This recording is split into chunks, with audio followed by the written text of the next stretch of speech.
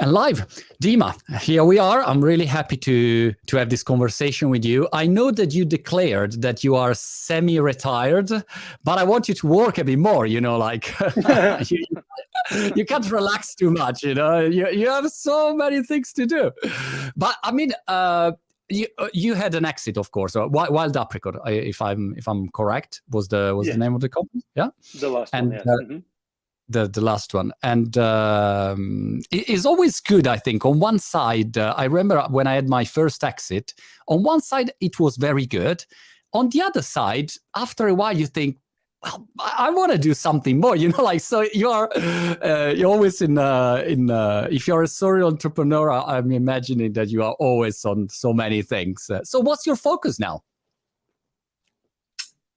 I'm totally unfocused right now. And actually, as you said, when I had my first exit, I didn't stop for a day, didn't stop to celebrate, nothing, just took the money, put it into the next business and just continued working, because it's really the mindset. At the end of the day, it's all about our mindset, the subconscious thinking, what are we supposed to do and what should we do and all of that stuff, right? And that thinking is pretty much gone for me. I no longer believe that any human being should do anything. I think that any and every human being can do whatever they want to do. So yeah, I'm totally unfocused, and I love it. I have all kinds of things, from my kids and relationships and relatives, and my girlfriend and my friends and everything. And I do a little bit of angel investing. I have some businesses that I invested in, and I help them. I do a bunch of mentoring and coaching, and in the last couple of months, a lot of my attention has been on Ukraine and supporting Ukraine, and against the Russian invasion. I want to talk about it, but I really love the fact that you say that you are unfocused. And the other day, a journalist asked me, what's your dream, And I said, I don't have any dreams. I just want to be good in the present. I want to do good. I want to enjoy this moment. I want to, I can't be always, with this pressure. I don't know. I was born in Italy, and the pressure, if you don't work in Italy, I don't know, all the time, and you are not coming out, you're coming out from the office before 10 o'clock in the evening, people look at you like, you are a lazy bastard, that's a kind of feeling. And you think, why should it be like that, So especially when you can. It's not about the Italy, right? I think it's really about our different environments, and that, that's true for people in different countries. Might also be related to age. You said you're 50, I'm turning 50 in a couple of months. And yeah, for me, if you will, what people are looking for, end of the day, they're looking for happiness, but they're trying to find it through all these indirect means, by success and relationships and children and sex and travel, whatever, right? But it cannot be found in any of this stuff, right? No. But it's and what you said, I very much can subscribe to that, is that most of the time humans live with some hopes for the future or fears of the future, and they struggle against that. But when that stuff is gone, you can finally live in the hope-free present, and that is where happiness can be found, only right now. Yeah, which is great. And the other thing, I didn't think I was going to talk about this with you, but I mean, I really enjoy it. Is because usually if I interview CEOs or entrepreneurs, they're always kind of projecting super success. Let's do this. We're going to achieve this. This is the goal. Absolutely. I'm so busy. I have so much stuff to do. I don't have time, to see my kid. And I understand that, because maybe they have a public company, maybe they have, they have to project success, and everyone has to join. They're scared. They're scared. They're scared, because if they say the truth, it's different. And also, I really sometimes, even now, I sometimes, yesterday I was 2 hours in the garden doing nothing. Nothing. I was there doing nothing, and I felt guilty at the beginning. And then I thought, you know what? I still want to stay a couple of hours, just doing nothing, because like you or like every, person that want to do stuff. Of course, I always do millions of things, but let's say nothing happened. It's not that I don't work for anyone, so I don't have a boss calling me. But still, I was thinking, it's crazy. I'm 50 years old and I still feel guilty that I take some time to enjoy this beautiful day that is never happening in Brighton because it's always raining. But it's crazy. It's a guilt. Why are we so guilty? Well, it's just like we're not used to feeling the sense of guilt. It's just an emotion. And because we don't want to feel that guilt, that's kind of been with us from very early programming, then we're trying to escape that by being busy. And it's really fascinating, right? Because I'm sure that you have seen that being entrepreneur for many years, is that most of the time people are trying to be very busy, and then the next level, they try to be effective. But the thing is, like, to achieve a lot, you don't have to be busy. You don't even necessarily have to be effective. You know well that some things, it's all about your emotional balance, right? Because some things you know what's important, but you keep postponing that because somehow it's really difficult for you to do. But when you eventually find that peacefulness with all of the emotions, then you can do the important stuff. And sometimes you cannot, and then you don't blame yourself for that. But the thing is, like, sometimes, like, a focused conversation with somebody, let's say you run a company, right? And you can keep very busy. Like, for example, for entrepreneurs, it's very common that we want to solve problems. So we are so happy when people come to us with problems and we solve them. And what happens? People come to us with more problems, more people, because this is like, we get off on that, they get off on that, and it's a happy cycle. And at some point you can stop. And, when people come to you with problems, you can stop and, like, hey, let's go for a walk in the park. Let's talk about what do you think should be done about this. Let's talk about why this hasn't been done yet, right? And then you can start having very different conversations, right? Because end of the day, it's not about us not knowing what we have to do and stuff like that. It's about us not doing what we're scared to do, what we don't want to face, and all of that stuff, right? And when that shifts, then it becomes very different. The impact that you have, whatever you do, every decision you take, that impact will have all kinds of consequences. They will be infinite, everlasting. There will be good and bad consequences and stuff like that. So the thing is, like, when you're peaceful and happy and you can share that with people around you, whether that be your colleagues, your friends, your family, and stuff like that, you actually already making a huge impact, right? And going to the topic of Web3 and stuff, when I look at my son Vitalik, and obviously he's a very smart guy and people appreciate him for that. But I can see that people also appreciate him for something different, like for his internal sense of freedom. He's free to wear all kinds of ridiculous pants on stage talking to people, and people are scared to do that, right? So when he does that, then some people are like, oh, he's so stupid doing that, right? But many others, they're like, oh wow, this guy can do this. Like, we love him for expressing the freedom that we all want to feel, but we are so scared to feel that freedom, right?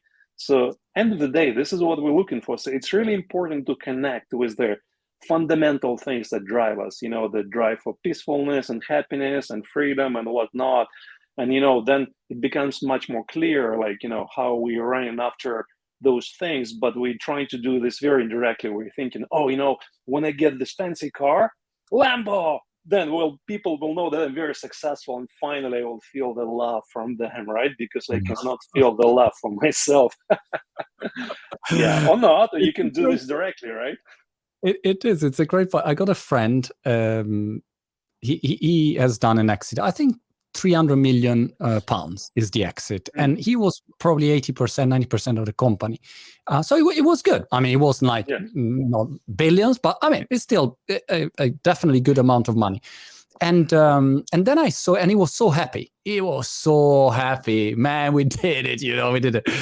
And then I saw him like 3 months later, and he was like in a horrible office of a startup, working like crazy for this new startup. And I say, man, what are you doing? Like, why don't you just you to stop.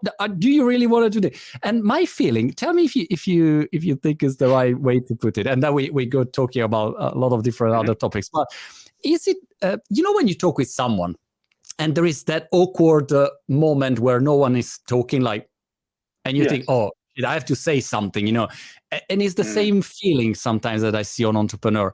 If nothing, you're not doing anything. Yes. I have to do something. Totally. Yeah. It reminds me, like, do you know what Vipassana is?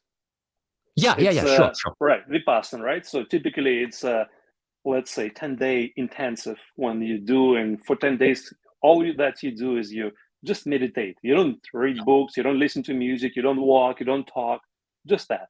So when I did this in Malaysia 4 years ago, it was so difficult, and eventually I realized why is that so difficult, because we're so not used to just being with all the emotions that we have.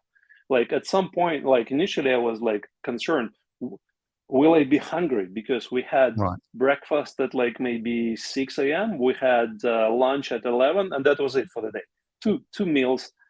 But I was not hungry at all. And I realized that most of the time I was eating just to distract myself. Like most of the time, that's what we do. So that's what we constantly do with all of this stuff, is like food and talking to people and movies and walking. Is like we're uncomfortable with being silent, with being with what's happening. And we're trying to constantly find ways to distract ourselves. Yeah.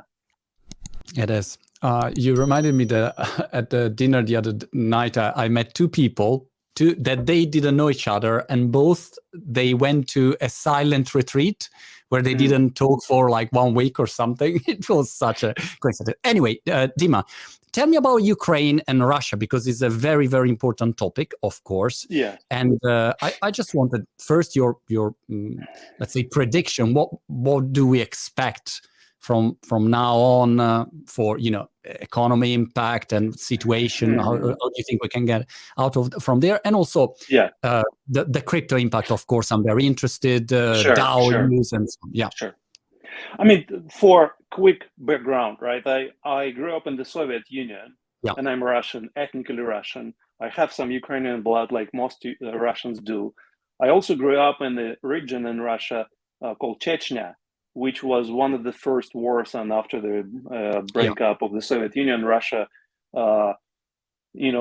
bombed my hometown and totally destroyed it. I was not there already by the time, but I already saw kind of the way Russia does that, freeing people. So it's a horrible tragedy what's happening in Ukraine, and it's for people it's impossible to understand, but also it's kind of very easy to understand, because in Russia for hundreds of years, it really was all about helplessness and fear and violence and aggression. So in Russia, people are really scared to be vulnerable, to look weak and whatnot, because people are also very scared of state. State is supposed to be all powerful, right? And also growing up, that kind of shaped my worldviews, because I saw how this centralized state, which was supposed to take care of us, of like healthcare and everything, education, it was abysmal. It was really malfunctioning, and that was my first insight into like, no, centralized structures cannot work, because so centralized structure is trying to figure out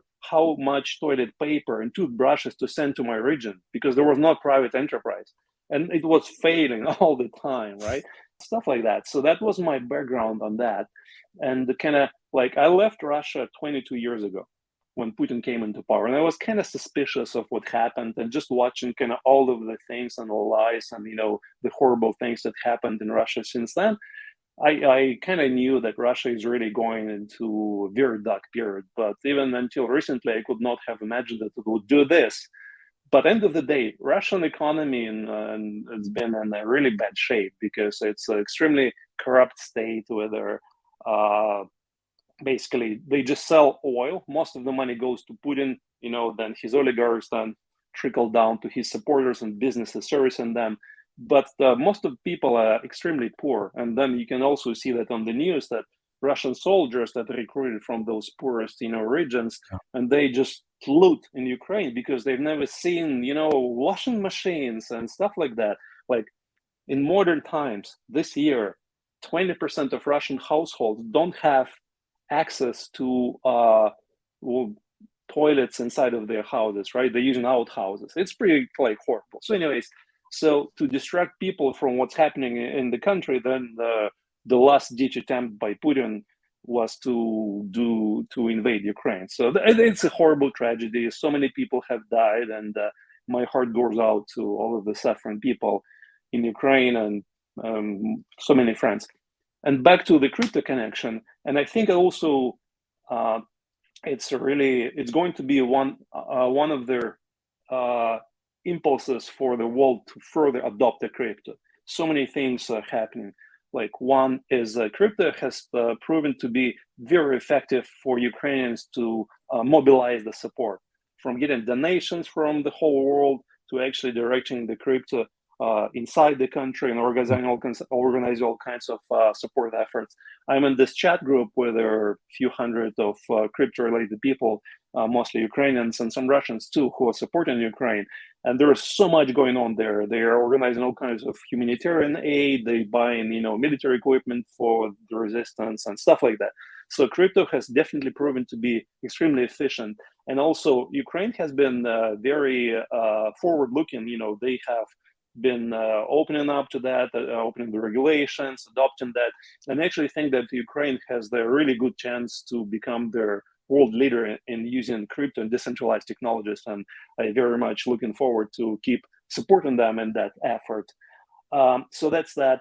On the flip side, we're also seeing that then all of the sanctions that are being imposed on Russia, right? And there are a lot of discussions: should we do this? Should we not do this? Like, I understand their reasoning behind both sides, right?